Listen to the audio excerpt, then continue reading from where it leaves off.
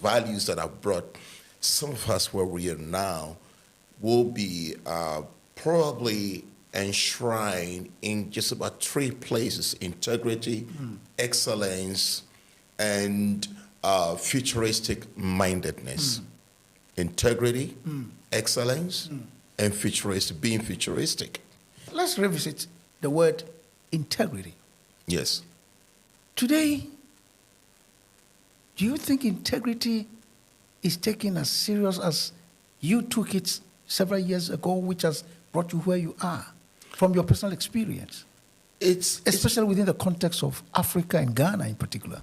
Yes, when we're talking about Africa's situation, the Ghanaian situation, I want to say that is the main thing that is drawing us back. Why is integrity so critical? It is so critical because it determines everything that we want to become tomorrow, from where we've been and what we want to become tomorrow. It's so critical. So to me, integrity means being who you are as you were 1,000 years is possible. We come back and find out you're the same person. How does technology, for example, makes a person become unethical? When you have a spotlight on evil so strongly emphasized, other than good, you begin to see the evil in a larger spectrum, in a broader perspective than the good.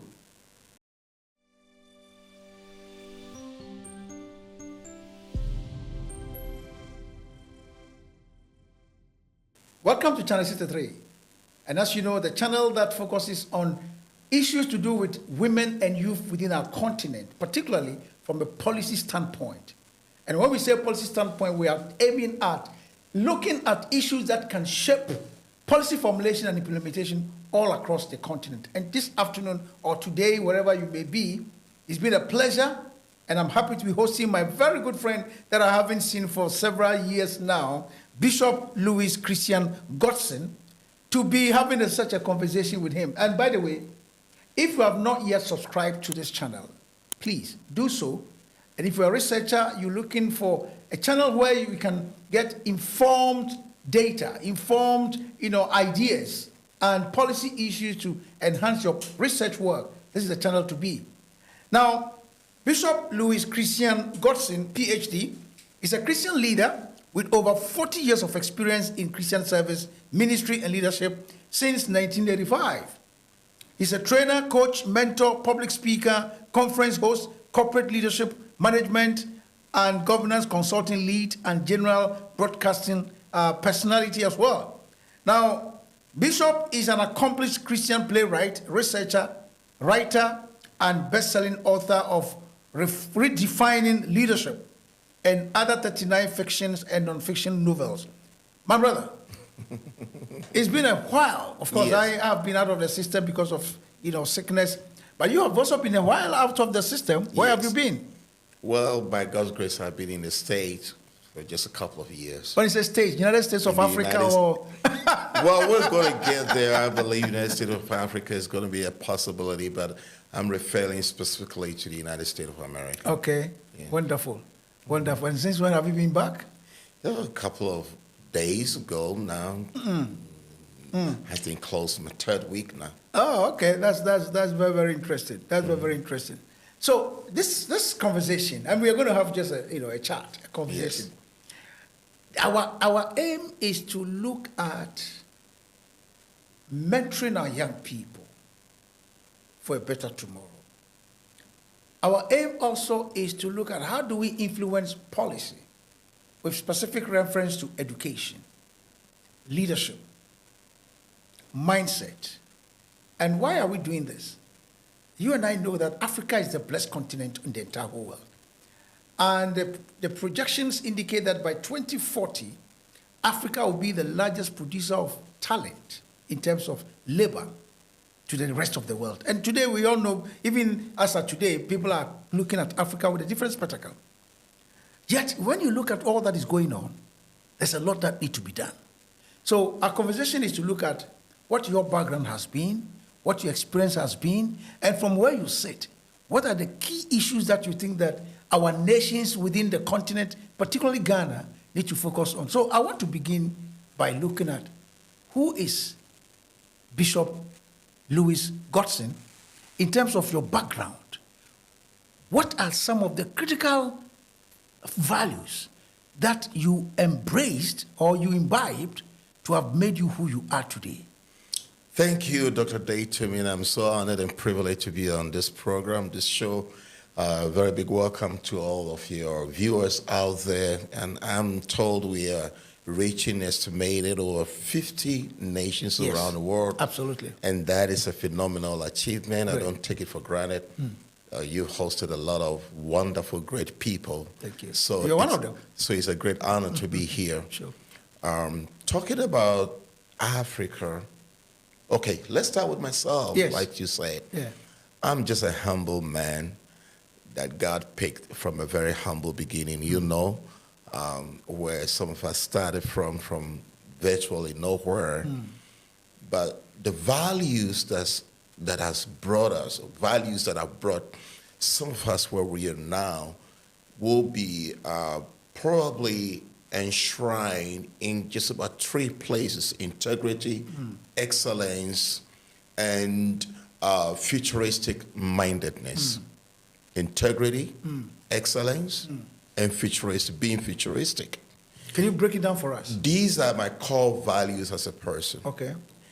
When you talk about integrity, it is a total composition of a person's, personhood, of anyone's personhood.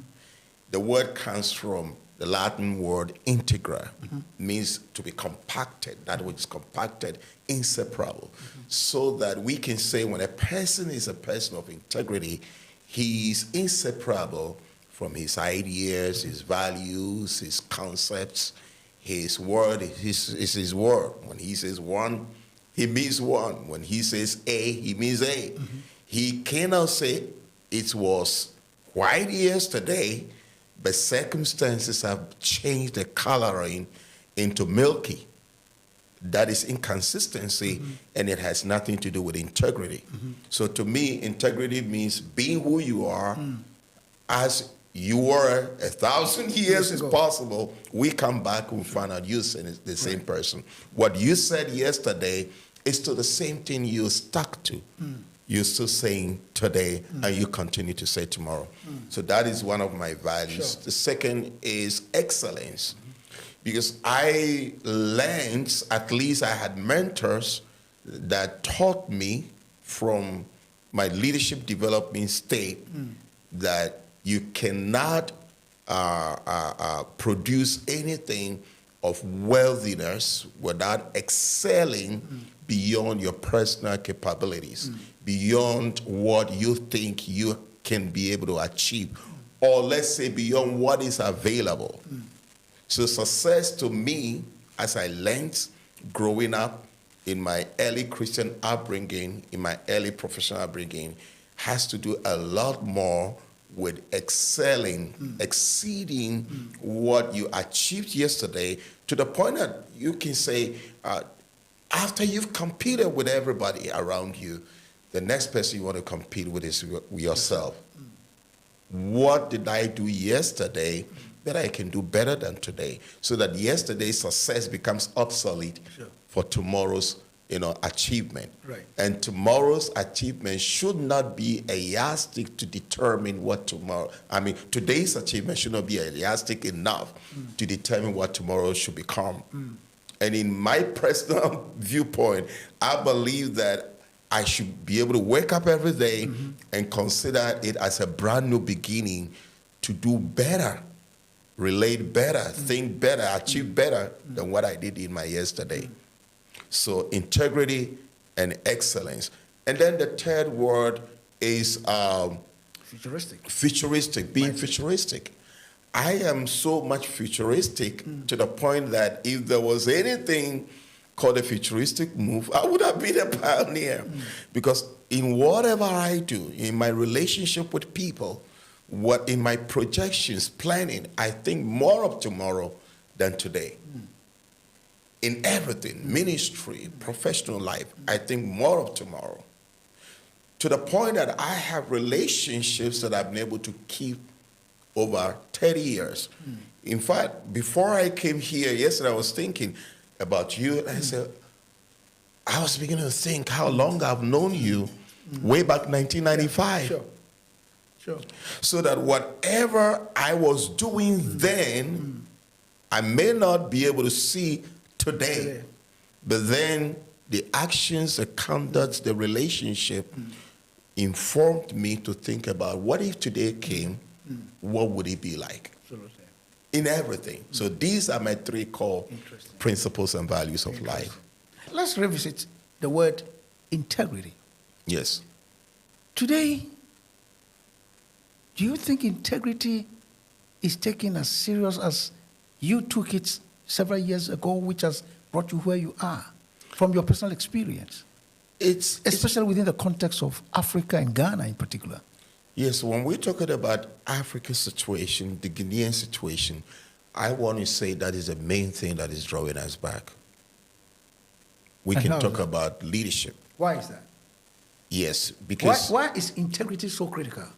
It is so critical because it determines everything that we want to become tomorrow, from where we've been and what we want to become tomorrow. It's so critical. It's so critical that when it becomes like a foundation, a substratum.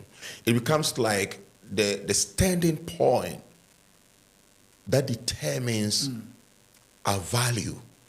I cannot give any good rating to anyone whose integrity level is low. And if the good ratings are not forthcoming, then you can completely say there's no future for the person. I mean, imagine, you knew me as a man of God, as a pastor. So imagine after 30 years, you see me again, and I'm something else. I'm somebody else. How would you consider that? So that the relationship that you built with me, which was primarily based on trust, if it is not solidified through integrity up to today, this relationship wouldn't be here today. And to me, it's everything about success. Integrity is everything. In our political leadership, in our religious, civic leadership, in our traditional leadership, integrity, even in our cultural leadership based on the environment within which we grew up, parental environment and all that. Integrity has to play a pivotal major role. And that, I believe, is a thing that is really haunting us so badly. We are having that problem. And it's the cradle is from the home. Explain. Where we grow up culturally, socioculturally, where we grow up. If my parent, for instance, didn't exhibit attitudes, cultures, manners, conduct of integrity, I'm going to pick them up. I'm going to be watching them, okay? Because children watch what their parents do much more than more than listening to what they say. And I'm so fortunate and blessed that I was brought up in that kind of environment where my father's word was his word. So, Rev, I guess my challenge now is, and talking about family, why did we miss it? We missed it at a point where people became lackadaisical. Explain. At a point in time, the age process, we can break that age process. When you say age, are you talking of chronological age? Chronologically. Let's take it from a segment of that age group, those who saw the colonial days, up to, let's say, 60 years, just a few years after independence, right? Talking about Ghana, for instance, right? Their conduct, their mindset, their makeup, and the things that they were able to accomplish, their lifestyle, their attitudes, their mindset, and everything is completely integrated and woven into everything. So integrity was there. After that age group, from 70 going, it's a whole mindset altogether. And I think it's not just a Ghanaian phenomenon, it's a global phenomenon. Okay. Something would have shifted in the paradigms of societal thinking. And what would that be? That is what we have to begin to look at. Could it have been as a result of advancement, socio-economic advancement, global socio-economic advancement? Could it have been a war or the ills that are falling out of rapid socio-economic, socio-political, socio-economic advancement in the world, technological? Could it have been that? I think we need to begin to ask those questions, just as you're asking, to see where we got it wrong. Could we say that the advancement in telecommunications, the discovery of the internet, all right, computer age, is it having a negative effect on us so that we are not able to take the baby out of the bathwater and preserve what we can preserve? But how does technology, for example, makes a person become unethical? When you have a spotlight on evil so strongly emphasized, other than good, you begin to see the evil in a larger spectrum, in a broader perspective than the good. In other words? So technology, let's say, if it has not been properly handled by morally upright people, the people who control, manage, influence, and grow technology, if their moral sense of being has not been what the society is expectant of them, then obviously whatever they're going to be projecting will be premised and predicated on what their sense of morality and moral values are. I think that is where the dynamics began to shift, the paradigms began to shift in society. Technology is supposed to help us live better lives, right? Supposed to help us do things better. Improve better. Yeah.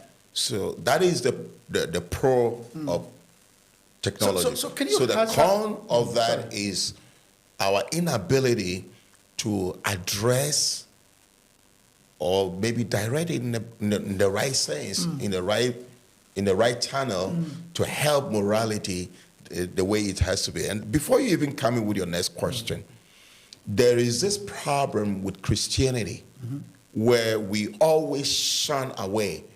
We always look down on technological advancement. I was fortunate to be part of a church in Nigeria, the Deeper Life Bible Church. I wish I had not mentioned the name of the church. Okay. Please forgive me if I mentioned. This church grew up condemning even television. Until at a point in time, I believe Dr. Kumuyi had to begin to think twice about the good part of television broadcasting. Now it's not television anymore. The technical word is broadcasting. So until he came to a point and began to realize what he is missing, if he would not take his part on that strategic technological landscape. And so he had a radical systemic mental paradigm shift and went back to it. And now his church, his ministry is doing so much with that place of technology. That is where we Christians missed it. And so we place everything in the hands of, so to say, unbelievers, people who did not have sound moral standing to control it. Okay, we'll come back to that matter. I mean, that's a very interesting exposition that you've given with respect to integrity. Now, my question is, can you hazard how Ghana will look like by 2050 without this critical element of integrity? It will be a very disastrous place to belong the next 50 years, because Ghana population already currently is 35.3 million. Mm-hmm. And the youth between age 0 to 25 has a total composition of 60% plus. Sure. So you are looking at the next even 5 to 10 years of this number, of this age group, dominating society, socio-economically, socio-politically, and everything. So much so that if we do not take time, sit down, and ask questions, what kind of future are we building in this youth, vis-a-vis the importance of the concept of integrity? If we do not radically think through this and make concerted effort, decisions and effort, and addressing it, then we will be having a very vague society to live in, very disastrous one. Interesting. And to even top that up, I've thought about it before I even came back to Ghana when I was in the state. As soon as President Mahama won the elections and he started putting in a lot of the changes that he's making today, one thing that became pivotal, cardinal in my mindset, thinking that it will be great if he were to be able to achieve it, is to inculcate moral uprightness into the children, the youth of the Ghanaian society today. Wouldn't that be the role of the church? Or faith-based institutions? It should and not government? I think it should be more of a cohesion. Cohesion. It should be more of, cooperation. The government should be able. In fact, it's a whole subject for us to go in. Education and morality. We'll go there. We'll go there. Where we went wrong, where we failed. I grew up in a missionary school, the Catholic school to be precise. I attended a Catholic school. So the morality was there. Sure. It was not just a homegrown thing. We went to school because most of the time we spent was at school. Very little time at church, more at school. I think we had about 1/3 of our lives spent in school in those years than in any other place. And that is quite significant. You go to school at 8 o'clock in the morning and close somewhere around 2 o'clock. That's quite a long hours. Sure. And then we came home, stuck to the books. It was schooling continuing. So that what we had in our days, and that's why I was using the age bracket, age group, trying to segment them and trying to find where we went wrong. So we had that opportunity to have the church coming in, helping not just in church. In our days, you have to report yourself to church. You have to take a number, register yourself in church, take your number to report to school that indeed you were in church on Sunday. Wow. We had to do it. It was mandatory. If you didn't, you had to face a punishment. Interesting. And the punishment was severe, so that you wouldn't even think of absenting yourself in church. Today, you will call that infringing on the religious rights of the child. But come to think of it, who brought up all these ideas? Wouldn't it be Christians? Would it be people who would consider moral upbringing as a normal thing, as a cardinal thing, as an important thing? It wouldn't be. So that the need for us to go back and pick those pieces that we dropped, that has eventually decentralized our moral system, the need to go back for them is very, very important. Interesting. It's unequivocal. Interesting. Let's go to the third one. I'll skip Yes. the second one and go to the third one, futuristic. Futuristic. How important is that? It is very important. How? It is very And I want important. you to contextualize it within the space that we're talking here in terms of what is happening all across the continent. Yes. Young people do not seem to even believe in the possibilities of the future because of frustration, unemployment, and all of that. But you are saying that that's one of your cardinal principles. How relevant is that to the young person of today? It is because let's talk in broader perspective of the African continent. Right. It is highly important because you see, Dr. Daytomi, you're talking about currently Africa's population is 1.57 billion, approximately. And that is higher than China's 1.41 billion. Sure. That is higher than India's 1.47 billion. In the next 5 years, Africa's population is projected by 2030. Africa's population is projected to be around 2.5 billion. Yeah.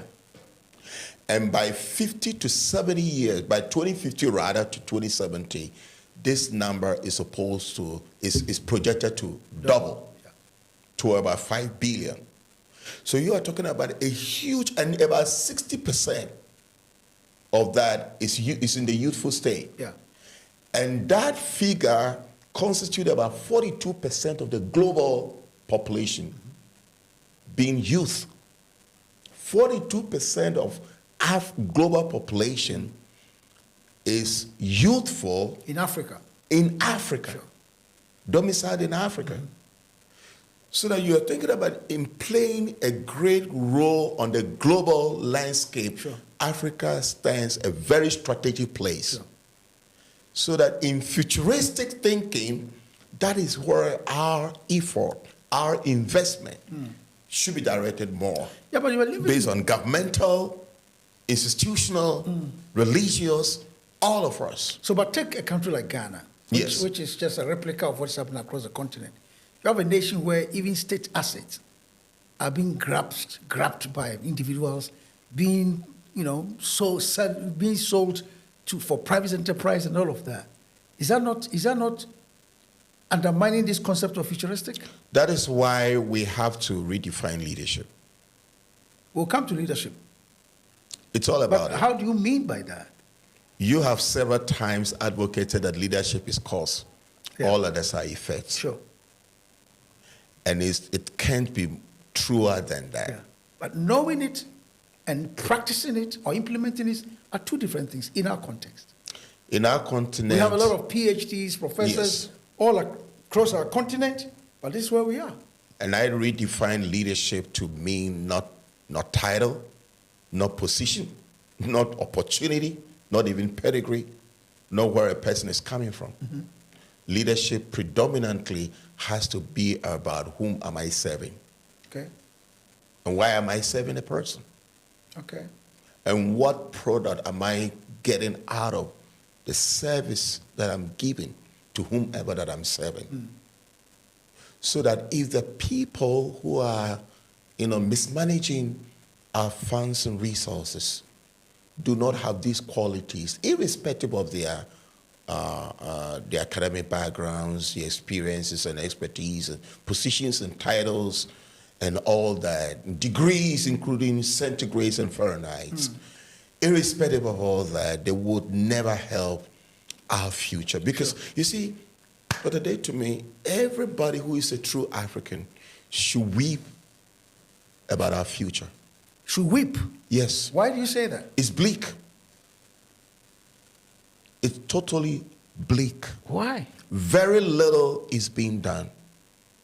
I might be, going overboard, but the truth is the truth. Very little is being done about our future. Because if you have, just as rightly said, if you have one person, I'm listening to you and I'm asking myself, when you say very little is being done in Africa, we're going about our normal business every day. Elections are being held every 4 years in Ghana, some places every 7 years, some places, our roads are still, So when you say very little is being done. What do you mean? And the future is bleak. Please explain. The word is normal that you just rightly used.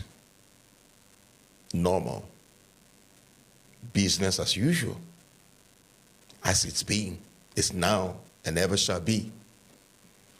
World without end. So? But we forget that some things will have to end at a point in time for real life to begin. Some mindsets, some thinking patterns, some belief systems will have to end at a point in time.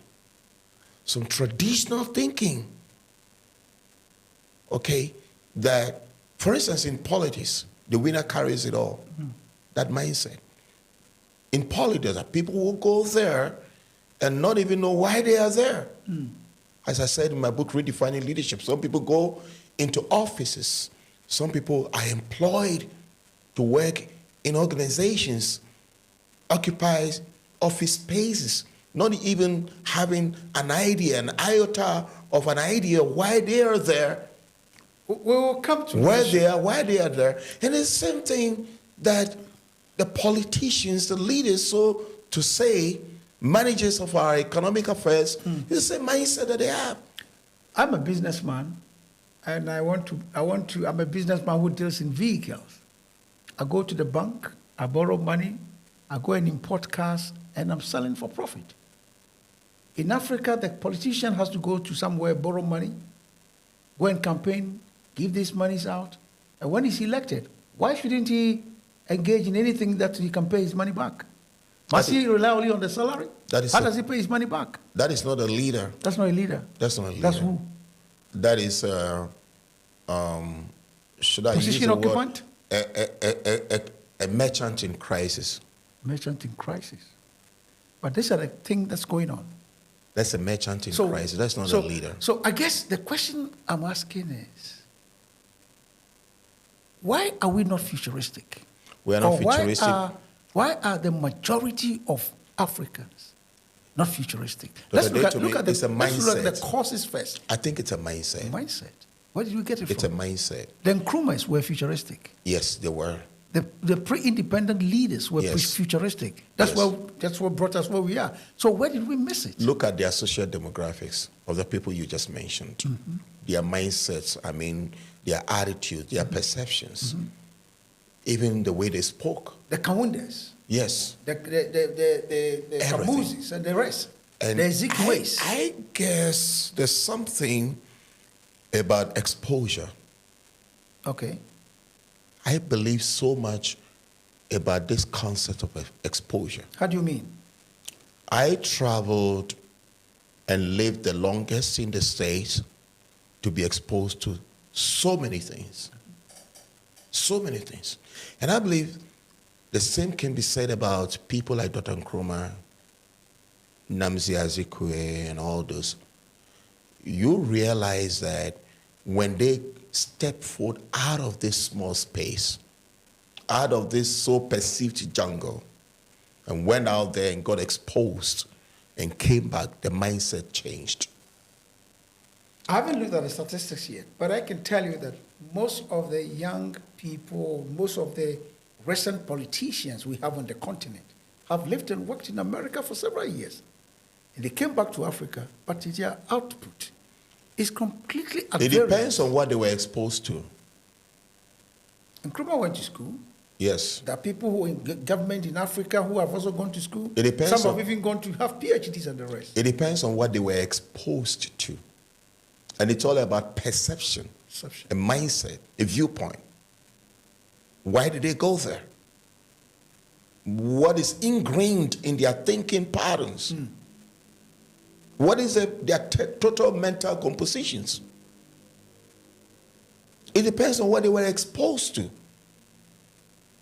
So that the concept of viewing the horse or the elephant, whichever it is, from different angles becomes a key issue here. I would go to America, get exposed to maybe the civilized system, the civilized structures, the technological structures and applications. In fact, to me, these were the things that were attracting me more. the governance systems, the structures, the administrative structures, and the systems that they have in place. And it totally revolutionized. And this is not the first time I'm going to America. But I mean, this is the first time I've lived there longest. So that it's like culturally some kind of, perceptions were happening to me, radically changing my mindset, which were resonating with who I am before I left in the first place. So it depends on the personality and what they choose to see and what they choose not to see. If they were wearing rose-colored glasses. Let's come to education. Because Yes. the people we are talking about are just a small percentage of the larger population in Africa, most of whom will not even have the opportunity of even having but being able to afford a ticket unless they go on scholarship. So let's come to education back home in Africa, in Ghana. What is the role of education in shaping this paradigm that we are talking about, this futuristic paradigm? It's always about mentoring, grooming, growing. There's no single individual who can single-handedly say they have been successful without somebody leading them and guiding Absolutely. them and teaching them how. And that's the whole concept of mentoring, grooming, and helping the next generation see things better from a broader, better perspective.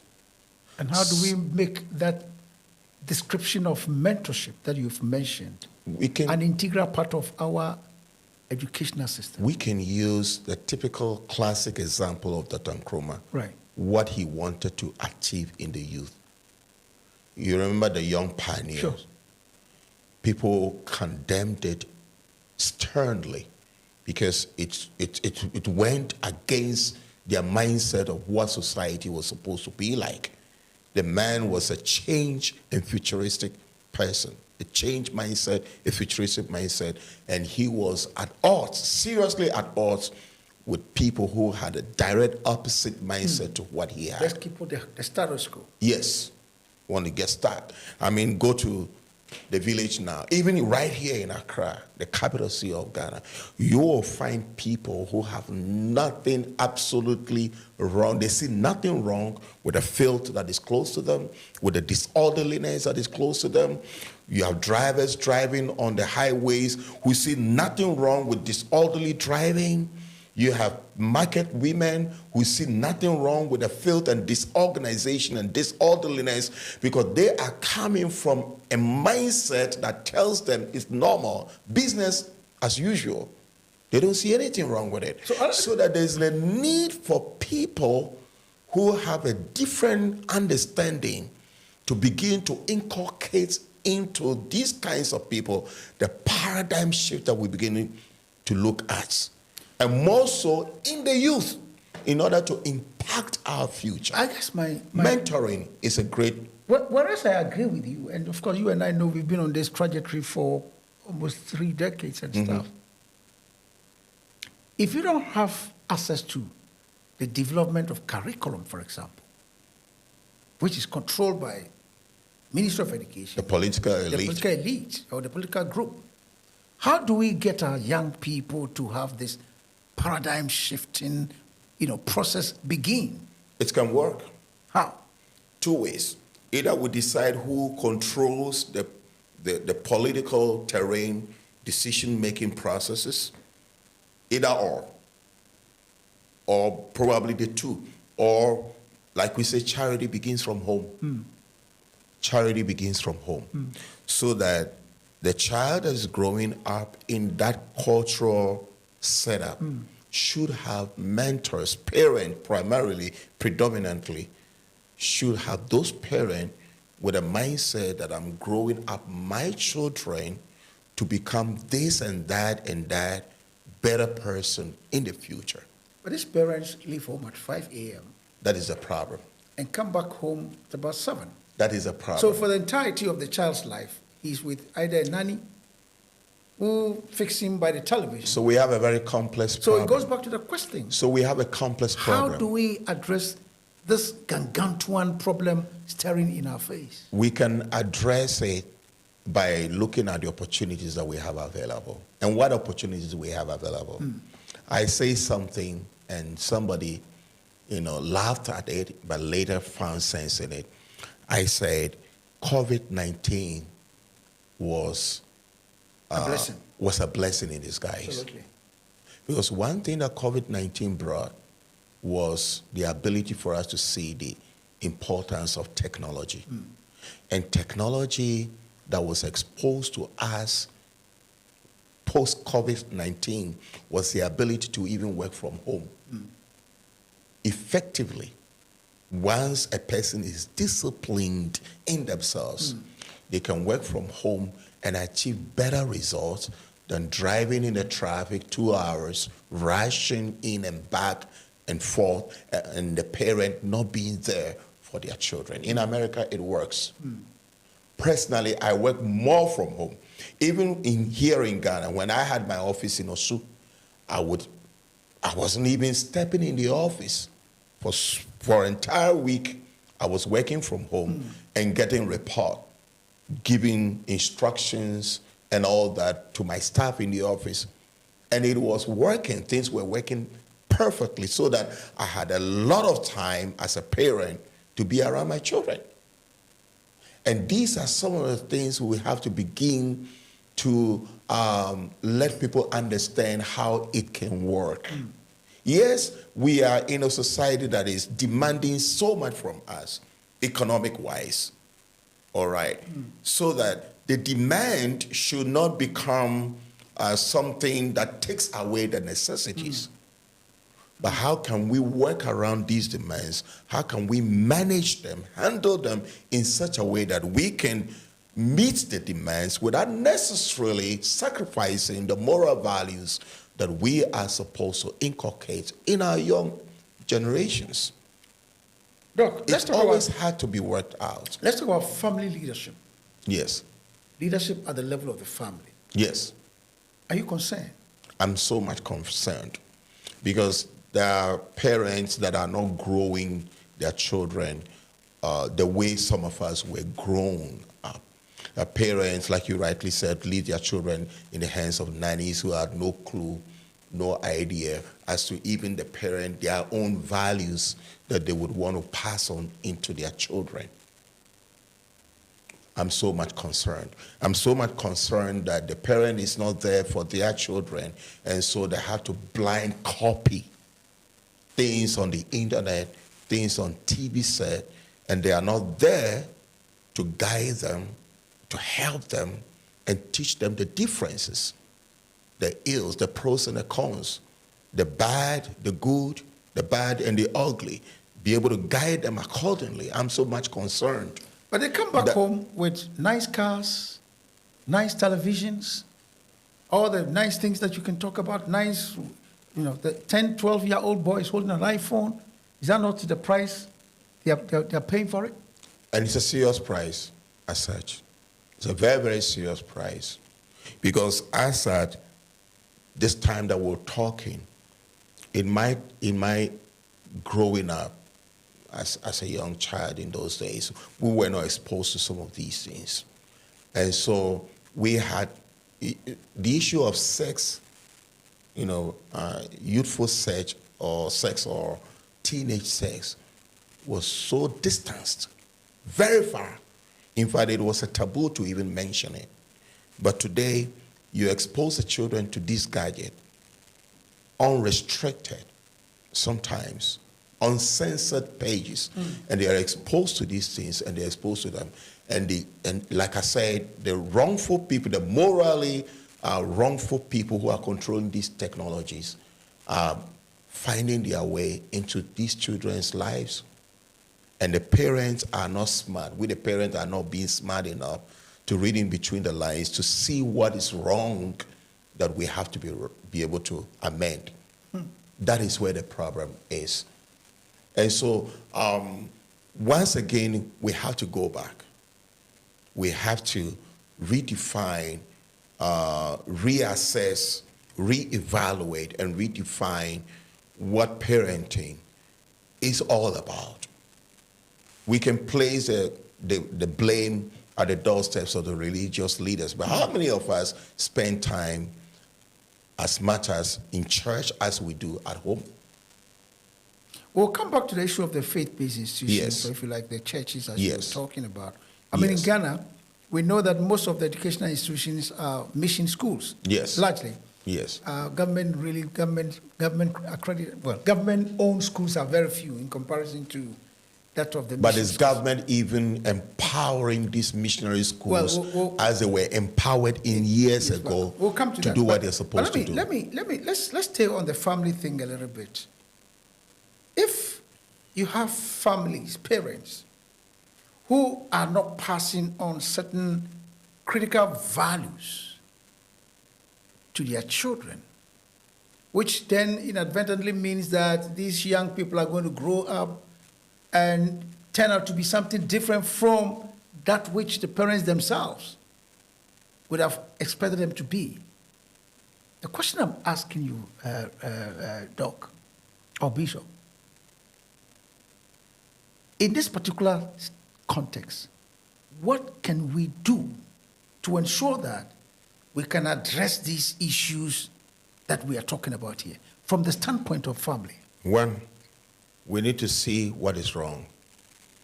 Because the ability to see what is wrong, honest admission, honest, genuine admission that there's something wrong in itself is a great drive towards resolution. Because until we know what is wrong and we accept that everything is right, hypocritically, then we're not getting anywhere.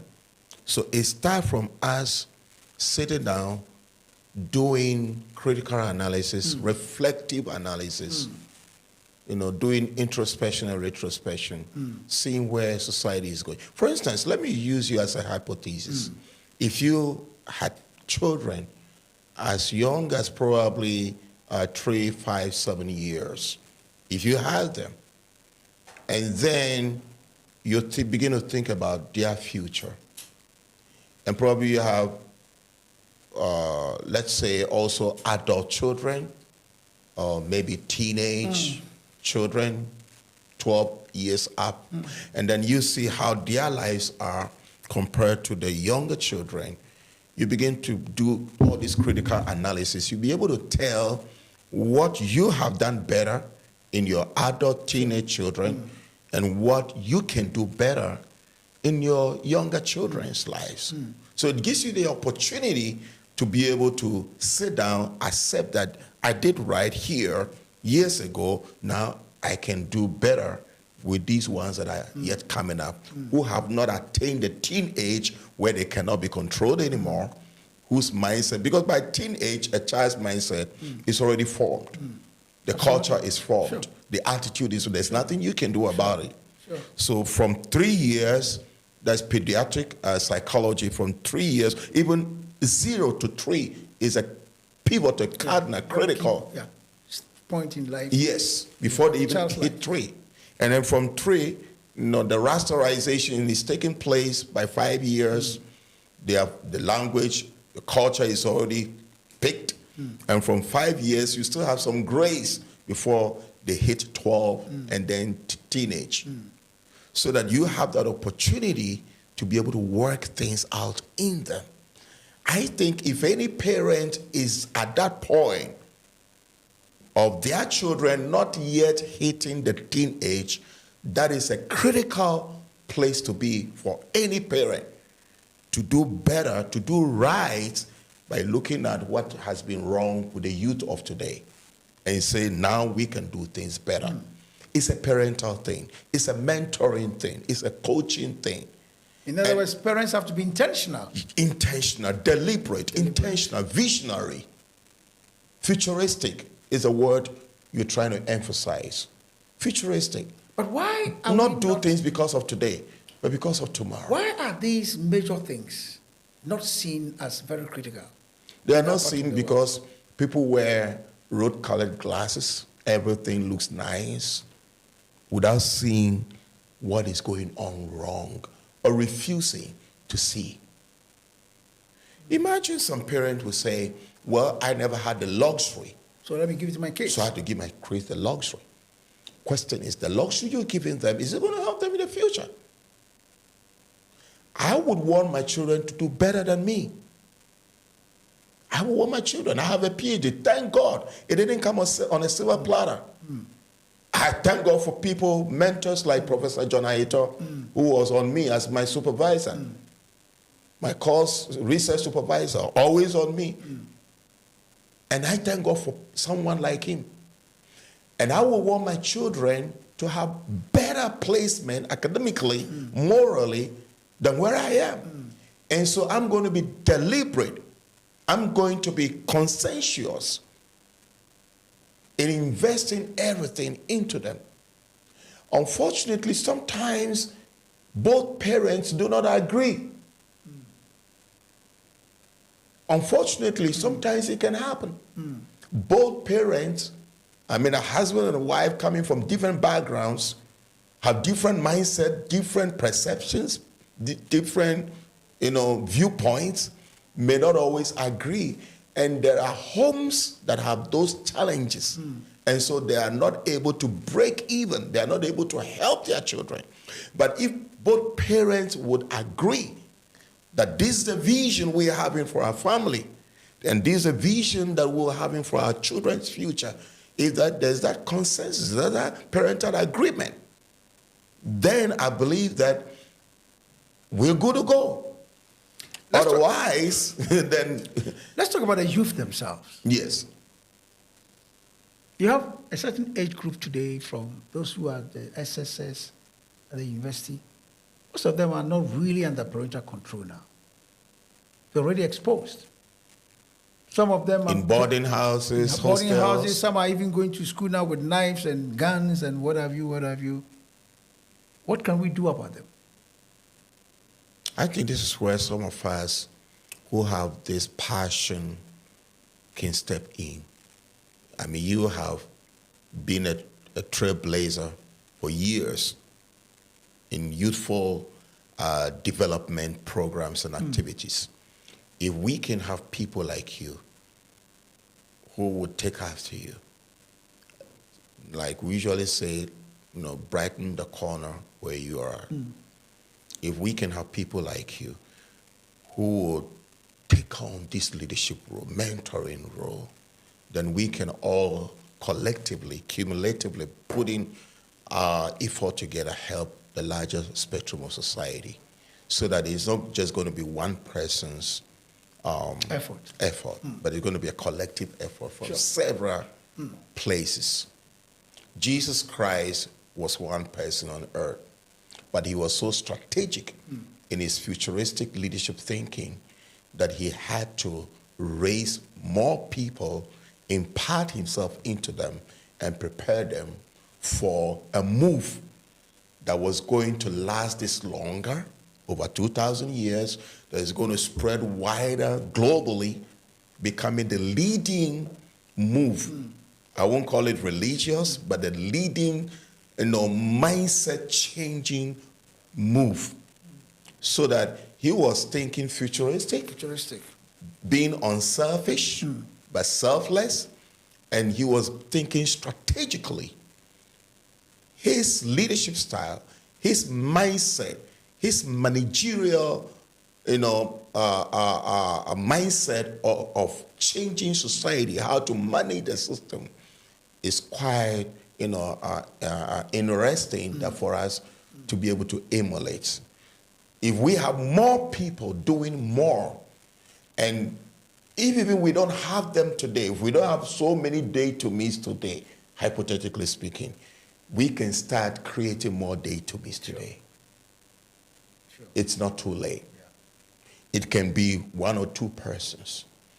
I would rather have just one or two or three persons to focus on building them, than if that is what my resources can afford me, than to think of 1,000 people at a time, at a go, when my resources cannot reach them. And by imparting that one person, I'll put in him or her the mindset of imparting into other people that are after him. Ghana gained independence in 1957. Yes. today we are in 2025. When you cast your mind back and futuristically look at the next, say, another 25 years, 2050. So we're 68 years. Yeah. As an independent From state. a leadership standpoint, you have studied leadership, you've written a lot about leadership and all of that. What have you got right? And what are some of the critical areas that, as a nation, we need to pay particular attention to from the standpoint of leadership? From the standpoint of leadership, critical areas that we have missed as a nation. When we failed to be futuristic, when we did not understand our pioneers. But Ghana had Vision 2020 some time back. That was futuristic because they started somewhere in 19-something. I remember I went to give a speech at Hull Polytechnic in 1998. At that time, we were talking about 2020, Vision 2020. How then do you say we are not futuristic? Having a vision is different from having a practical, approach to the vision. Okay. Pragmatic, practical. I can write a vision, like Habakkuk, make it plain on tablets. But where are the people that will run with it? Where are they? Have we developed the people to run with a Vision 2020? Tell me again. Educational-wise, have we developed them? Academic curricula, setups or settings, are they practical enough? There was a book that I was going to release, but Professor Hito warned me not to release it. In fact, I was so angry in that book, over 400 page. Title is A New African Image, ?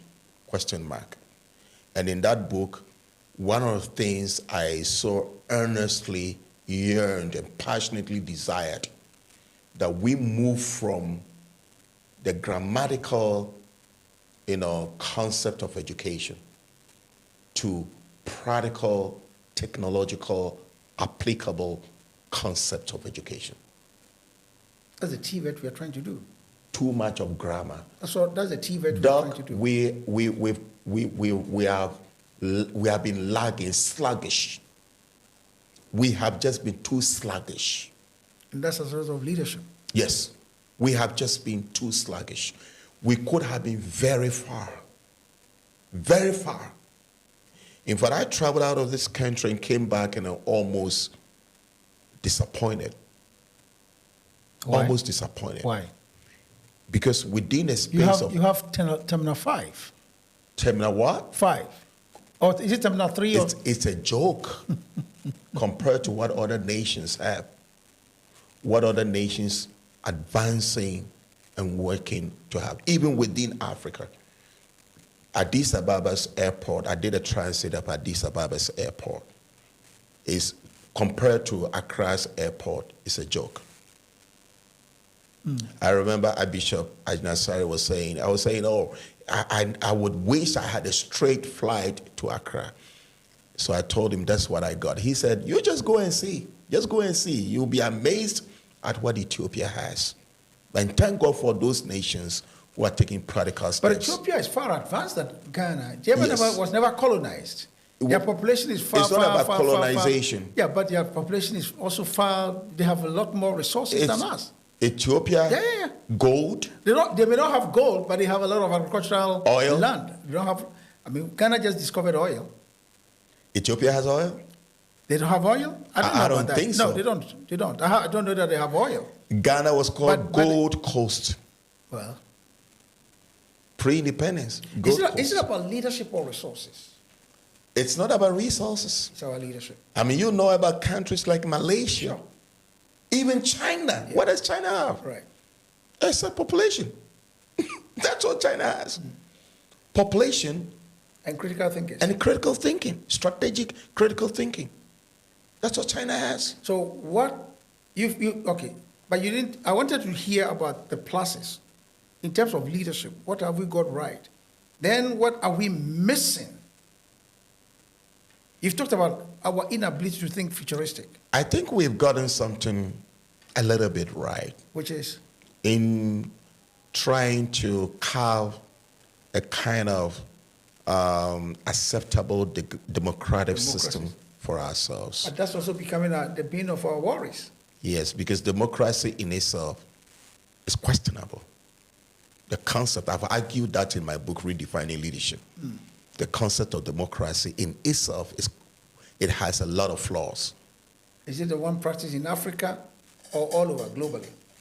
I mean, But Socrates, genetically, if you listen, generally. if you read about Socrates, he Yes. tells, you know, Yes. but not, I think it's not Socrates, I've forgotten the philosopher. You know, he says that democracy, if it's practiced in its fullest, it will be the cause of failure and downfall of nations. Thank you. Because Rightly say. how do you expect a professor Yes. or an enlightened mind Yes. to have the same vote Yes. as somebody who is unlettered? Yes. Not so much as the president go to school per se, Yes. but anybody who cannot think critically Yes. will not, and is not well informed, Yes. is likely to cast a vote that will not have any value. So democracy has flaws. I have done a lot of diagnosis on the concept of democracy. It has a lot of flaws. So this is where we need to sit down and find out, major part of democracy is good. There's a major part of that is good. For instance, it's the same idea is applicable to anything human. There is bound to be flaws. Sure. There are bound to be flaws. So far as it is human, limited, there are bound to be flaws. But the fact that there are bound to be flaws doesn't mean that we should fold our hands up and throw our hands up in despair, Right. or fold our hands in like a daisical attitude and lay back and sit and say, well, it is what it is. No, sometimes we got to say it's not what it's supposed to be. And we got to think of what we can change. So in our place as Africans, we can develop our kind of democracy, whatever we want to call it, Africanocracy, whatever we want to call it, is irrespective. The content and the practice and what good and beneficial is going to bring to our peculiar situation is what we should be beginning to think of. Without necessarily bringing in concept like autocracy, it's not going to help us. Autocracy hasn't helped anyone, and it cannot help anyone. We cannot bring concept in a communism and all that. All those are human ideas that have flaws. So we can look at, do a critical analysis of all the various systems of governance and sit down, and people have to think and engage their minds in critical thinking. You think this very sound idea you are espousing, it's workable. It's something that can be embraced in Africa? If we have a think tank, it will amaze you. Because you'll come to realize, Doc, that the people who are benefiting from the gaps and the flaws, merchants in crisis, I call them. right, would fight tooth and nail. Merchants in crisis, I call them. So how do we navigate around these things? We will navigate around them because when you have the majority of the people who will be saying, we are sick and tired of this old disgruntled system that is not helping us, and they stand up and then challenge the status quo. When we have the majority of the youth, for instance, what happened in Ghana is a classic example. What was that? Of the good part of democracy, that the largest part of the society will stand up and say, we are sick and tired of this cock and bull story of politicians telling us about why the economy has to be mismanaged. And they stood up and voted them out. That is at least one good part that democracy has to offer us, so that we can sit down and look at some of these components that are helpful, critical part of political administration's governance and all that. And you think this is going to be repeated at some point? Where people will say, okay, listen, we don't care whether you are an NDC or MPP, we are tired and sick of your bad policies, we're going to vote you out? It's I think it's a revolution. It's a revolutionary idea. A revolution. Because if you see, it's like a wind that began blowing. I was in the States and I was watching closely what is happening If you go to the Sahel state that have, distanced themselves from the West African whatever, Yeah. you see that it's a win. It's a people, most of them youthful, that rose up and said, we are sick and tired of these cock and bull stories that 3 people want to share 3 cities and 1 person didn't get his share. We're sick and tired of all these. Okay, so let's look. You've talked about our inability to think futuristically. What else? In terms of, from a leadership standpoint, Yes. what is Africa missing? That is one cardinal point. The other cardinal point is the ability to harness our resources, being able to turn our resources around. Ghana is doing better now. We're adding value to our. Thank God, natural better late than not. Sure.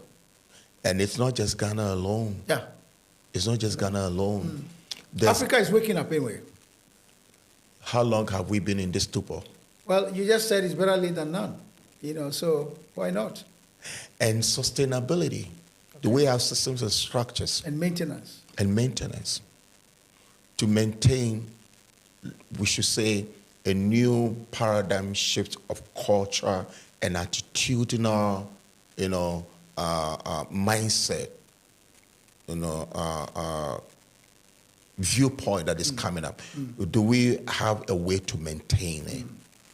Can we constitutionalize some of these things? Can we put some of these things into legal framework so that it becomes systems? See, what is built America is the systems that have been set up. Yeah. So that irrespective of the personality, time, and season, System still system prevails. is there, it works. Yeah. So everybody, I was privileged to be part of the consultative committee or council, or whatever they used to call it, for the Ghana National Development Planning Commission, NDPC. I was privileged to be part of it. And in one of the meetings, we were thinking about a developmental plan for Ghana. And a whole lot of ideas were coming up. And I said, why don't we make whatever policy document that we are developing, why don't we make it a document owned by Ghana that has a management, framework around it, legalized that way? So that whichever party comes to office, Exactly. that's how it's supposed to be. I propose that But the question is, Yes. will the political parties work with it? if it becomes I mean, a legal instrument, take for example, education, Minister of Education. if it becomes a legal instrument, they've got to work with it. And if they don't, then the laws are there to question them why they're not working with it. Because if it's a constitutional thing, you can only change it by acting constitutionally. Sure. You understand my point? Sure, I do. If it becomes a legal document, constitutional, if we constitutionalize it, and then from constitutionalizing these things to the point of institutionalizing them, so that systems are built, predicated on constitutions and institutions that work to deliver results, irrespective of the personality.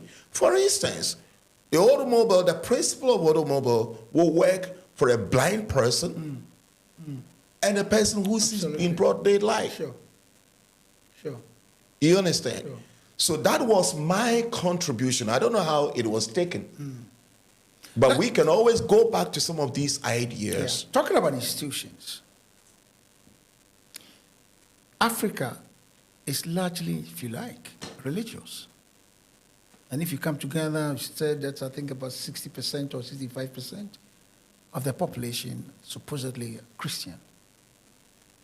Do you think the church or faith-based institutions should play a more critical role in the governance of our nation, in the future determination of our nation? Good question. Truth is, wherever Christianity has gone, historically, demographically, chronologically, Wherever and there's no ambiguity about it. There's no dispute about it. Wherever Christianity has gone, development has taken place. Which is obvious. Europe, America, we know it. So that becomes But Christianity has been in Ghana since independence. In fact, prior to independence. So that becomes something at the back of our mind, right, going forward in this discussion. Right. So where did we miss it? What we're missing is that we are missing what Christianity stands for. Which is? We are practicing Christianity regardless of what it stands for. Change of the mind. Explain. When Jesus came, he started preaching. His first line of words, repent. You know that repent. Change of mind. For the kingdom of heaven is close to you. In other words, Jesus was trying to say, whatever that heaven is about, whatever heaven that is composed of, that most of us are aiming at going to heaven, is here with you. But in order for you to access whatever heaven has to offer, there's got to be a change in your mindset, so that we have embraced Christianity as a society, as a concept, but we have refuted its core values and what it stands for. That is why Africa's Christianity is gradually becoming an enigma. So who must be blamed for this? Who must be the interpreters of the Bible? Sunday, our churches are filled to the brim. The interpreters of the Bible, those who interpret the Bible. And who are those these? who teach, the teachers. You are a bishop. I'm doing my part. That's why, by God's grace, I write. So what do you tell your colleagues? And teach. What do you tell your colleagues? I've been able to, by God's grace, mentor over 5,000 of them, teach them in seminars, in conferences. And you go back to my materials, they always stand out. Just about 3 days ago, one of my daughters in the ministry that I mentored, and she's a general overseer of her church, together with her husband, I had a privilege and honor of ordaining her, mentoring her, and everything in the ministry. And I was privileged to celebrate her 3rd year as a general overseer of her church. And I was preaching in her church, and it was more of teaching than preaching. See, this is where the difference is. Preaching excites. Preaching, emotional, sensationalization. But when we want to touch the mind in order to revolutionize the total person, it's not preaching, it's teaching. So much so that Jesus Christ, knowing what exactly he wanted, with the move that he was bringing, emphasized more on teaching than preaching. Because it's the only way you can transform people. So are we saying that Africa is where it is today, even though largely most people are in church? Yes. Because the interpreters of the gospel are preaching more than teaching. Rather than teaching. Because if even they don't understand what they teach, it's going to reflect in what they are teaching their people. Because you see, there's difference between information, education, and training. Two different, education and training are two different things. Educating a person is about informing them. Training is about transforming them. So the information should move to a point of transformation. So we are doing more of informing people. Inform me to do what? Yeah. But if that information does not transform me, then 10 years to come, I'm still the same person. I only become a whitewashed elephant. Somebody said, and this is a Reverend Minister too, he's a lecturer, senior lecturer at Lagos, said that the narrow way and the broad way are now all in the church. So you have the people in the narrow way and the people in the broader way now converging in the church, which is now making the church seems to be ineffective. Not just ineffective, a confused place. Oh, so you agree with her? Totally confused place. Because when people come to church, if I were pastoring a church here, and people come to me with problems, and all I tell them is, and Jesus blessed fish and water, and fish and bread, and multiply it to the people. What meaning? What I mean? And Jesus healed the sick. So what would you tell them? What I would tell them is why he did it. Whatever he But did. they're not interested in that. Well, They want their problem to be solved. and in that case, I had to either choose between going in the broader way or going in the narrow way. It's my choice.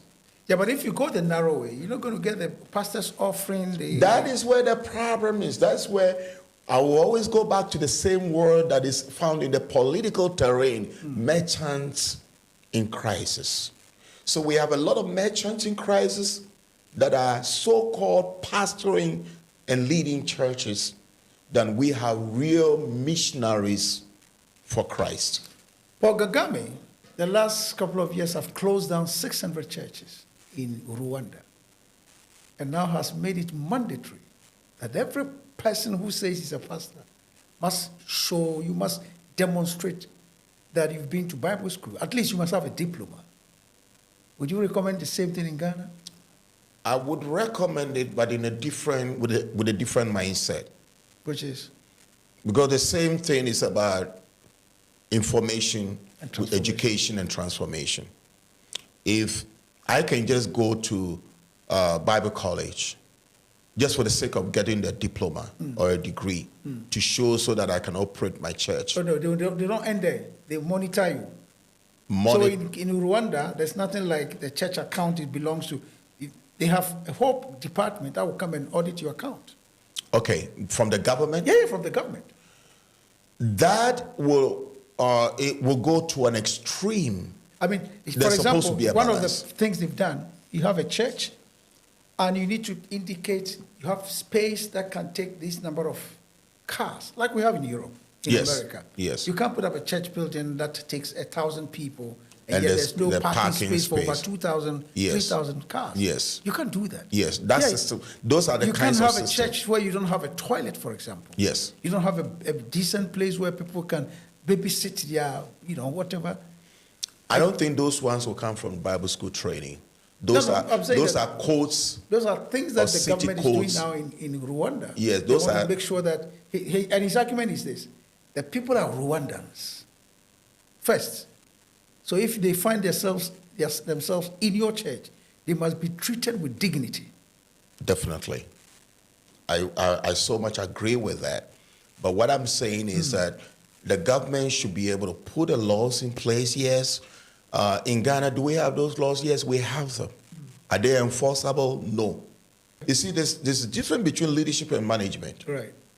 So I will consider that to be managing the society within which the church operates. Okay. And the church must abide by those rules, codes, and conducts. But I'm talking about where the government is not going to decide who is a true man of God by merely going to the Bible college and collecting a diploma. That is where I'm going to find problems. I think it's based on what they have observed or what they observed, where people get up one day, 6 months, the people in the church are poor, but this so-called pastor is living lavish. I mean, the question is, what does the government? I'm not siding those churches. I'm just trying to play a little bit of the devil's advocate here. The question, what has the government also done for the people to take them out of poverty so that they don't depend on the quack and the fake pastor? Yeah, but if they end up in the church out of their faith and they're taken advantage of, how does that justify what government has not done? See, there's this thing, there's always going to be a rivalry between state and the church. Don't forget the church is a private institution. And the moment the government begins to exercise control over a private institution, that private institution completely loses its independence. Would you advocate that the church should begin to groom politicians? I totally agree. Why? I totally agree, because if the righteous sits and watch on unconcerned with what is happening in society, like we used to say in our local language,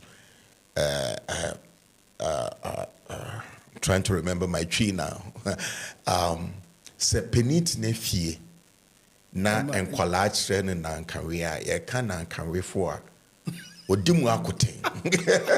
In English, for general viewers. If the elderly sit at home and allows the children to teach him what he's supposed to know and do, then obviously he has relinquished his power of the elderliness to the children.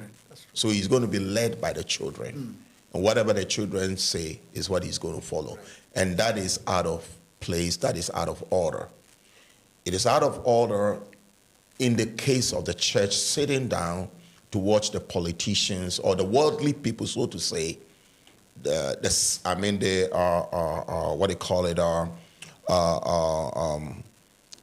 civil society doing everything for the church, dictating who should become a political leader, a community manager like MDCs and all that.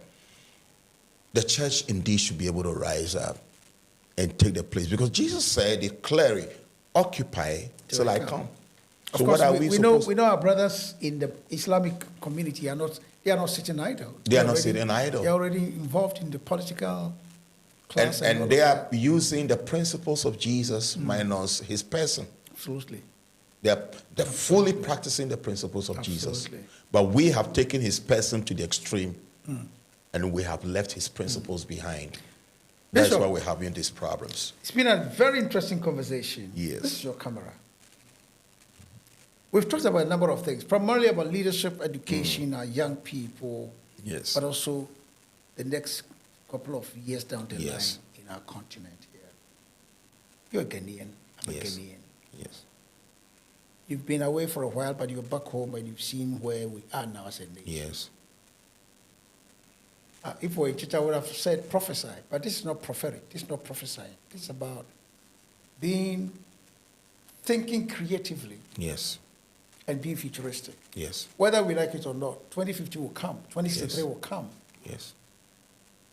What is your parting words to our political elite, the church, parents, and the youth, as far as the future of this country and this continent is concerned? This is your camera. These are very critical points to consider. It's only a fool that sits down without doing critical assessment of where he is, where he's come from, and just oppose that, use that as a standpoint to determine where he's going. Only a fool will do that. And we've learned it, heard it over time, that insanity can also be described or defined as doing the same thing over and over and over again, and yet expect different results. We all look forward to having a society that is free, economically, socially, morally, in every sense of the word. But it's just not going to be possible if we sit down and keep repeating the same patterns. Otherwise, we're going to begin to think that there's a curse somewhere. But I personally define a curse simplified as the consistent repetition of the same patterns, simply because you see them happening and you choose to follow them for some reason. A curse can easily be removed. If anybody would ever think Africa is cursed, I'm saying if even we are supposed to accept it that way, A curse can easily be removed, not just by praying, but by changing our mindset, our patterns, our approach to whatever that we are engaging ourselves with. So that in the next 20, 30, 40, 50 years, if Christ tarries, if we begin to change the way we've been doing things, then obviously and definitely the results are going to change. And it behoves on all of us, politicians, parents, public office holders, CEOs, corporate organizations. And there's got to be this mindset about us. Why do we do what we do? If you're running a business, running a company, running an organization, is it just going to be about your personal gains? Is it just going to be about what you can get for yourself without thinking about how much what you're doing is impacting the other life? Is it going to be just selfish, self-centeredness?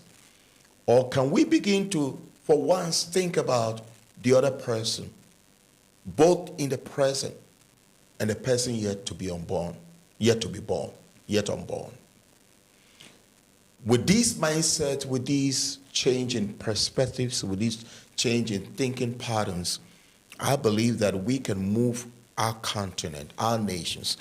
And I'm speaking to millions of people, and it's not just about an African problem. It's a general human problem. Wherever you're watching from, Asia, wherever you're watching from, if you look at your environment, and if you're privileged to be able to do something to change society and change and impact future positively, please don't let us just be personal and selfish. Let's think about in terms of the other person who hasn't gotten the privilege that we have, so that whatever we do, whatever we have, is placed at the service of those people in making their lives better. In fact, that would be the best name we can have for ourselves, either as pastors, politicians, or CEOs, entrepreneurs, and public office holders, private office holders, etc. That is a mindset. If we begin to think about not just about me, but us, him, them, then we can begin to think about, we can begin to see ourselves living better lives than what we are living now. And that will give us a better future than we can all anticipate. But I want you to speak again to the young people for me, Bishop. Yes. You and I have been around for some time. Yes. And we are all concerned about the way our young people are going. Yes. You've been privileged to see what's happening in other parts of this world. Yes. What have you got to tell them, the young people in particular? The problem with our young African people, youth. the problem with the African youth is blind copying. And don't make any mistake about blind copying. It's the most detrimental thing, the most negative thing that we can accept for ourselves, blind copying. Living in America, I realized something that shocked me, that in the next 50 to 100 years, if America's youth doesn't change their mindset, that nation is going down the drain. America's success is predicated on foundations laid by predecessors, things that they did, structures and systems that they did with passion, with patriotism, people willing and ready to die for the future generations. That was a mindset, that was an attitudinal paradox that those leaders had. And so they were able to build a strong, solid foundation that has lasted and be able to cushion whatever shocks that America has encountered over centuries. The current generation of America's youth has nothing to write home about comparing to what their predecessors did. Unfortunately, we in Africa are blind copying the current American youth. And it's a wrong idea. It's a bad foot in the wrong direction. And I want to plead with us. We have a system and a culture that is so much enviable right here. The culture of respect, the culture of moral values. We are so rich here in Africa with all these. Let's stop blind copying. If there's anything we can copy from the West, if there's anything we can copy from America, it's a technology. The things that they did to transform their systems, having almost nothing, but they were able to transform their nations, their economies, their societies, their structures, their institutions, the things that they did. If we can copy them, let's focus on copying those things and make a better name for ourselves and to the glory of God. And let's stop copying the bad things. The average American youth is drug addicted. 8 out of American youth is drug addicted. 6 out of 10 American youth doesn't want to go to college today. They get out of high school and they want to go look for a job to make money. And it all goes down the drain. Being hooked by drug, bad habit, disrespect to parent and all that. It's serious canker that is destroying America's future. Don't let us copy them. Let us go back to the good things that we have, the good moral values that we have as Africans, that we can receive from our parent and our elderly people, so that in the future we can stand and say, Africa indeed has 42% in the next 20, 30 years. Africa has 42% of the global population that can determine the paradigm of where the world is supposed to be headed. I believe if we do that, it will help us a great deal. Usually when I listen to such conversations, I try to find out what else can I add. Unfortunately, there's not much I can add, because if you have followed us up to this point, you would realize that we mean business. We're very intentional. And we so much believe in the future of our continent, the Africa we want, such that by 2060 or 2063, we believe that Africa will be proud of the leaders that Africa is grooming and developing to take the mantle of leadership and governance on our continent. If you're one of them, and even if you're not dreaming to be, please share the link among your young folks, among your young upwardly mobile professionals. Let's all join this community and work together and make Africa become what we really want it to be. Please, if you have not subscribed to this channel, please do. Like it and share the link so that together we can create the future that we all desire.